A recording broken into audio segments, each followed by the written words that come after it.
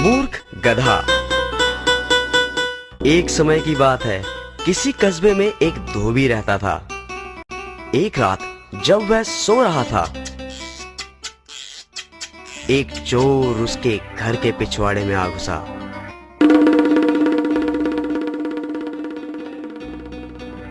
धोबी का एक कुत्ता और एक गधा वहां एक खूंटे के साथ बंधे हुए थे।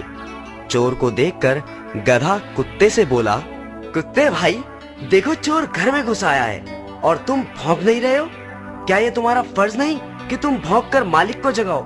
यदि तुम ऐसा नहीं करोगे तो चोर चुपचाप चोरी करके यहाँ से रफूचक्कर हो जाएगा। बात तो तुम्हारी ठीक है, परंतु तुम तो जानते ही हो मैं दिन रात मालिक के घर की चौकीदारी करता हूँ और तुम भी कोई कम काम नहीं करते, परंतु हमें मिलता ही क्या है? हमें ढंग से पूरा भोजन तक नहीं दिया जाता। ये बात तो तुम ठीक कह रहे हो, परंतु कुछ नहीं। मैंने तो सोच लिया है, मैं आज नहीं भौंकूंगा। मालिक को जब तक हानि नहीं होगी तब तक वो मेरी कदर नहीं करेगा। देखो, ऐसे आड़े वक्त में ऐसी बात सोचना गलत है। मुसीबत के समय अपनी मांग रखना उचित नहीं। मैं उचित अनुचित कुछ नहीं जानता। मैंने तो जो कह दिया सो कह दिया।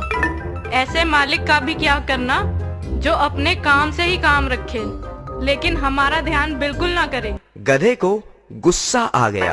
ओए मतलब परस, तू अपने फर्ज में कोताही कर सकता है, परंतु मैं तेरी तरह कमीना नहीं। लगता है मुझे ही कुछ करना पड़ेगा।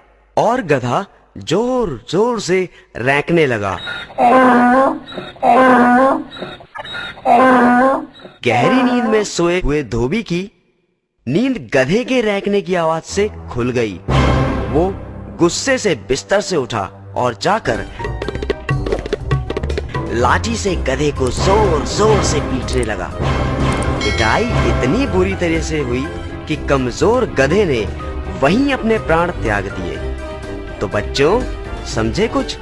इसीलिए तो कहते हैं, अपने काम से काम रखो, दूसरे के काम में टांग ना अड़ाओ।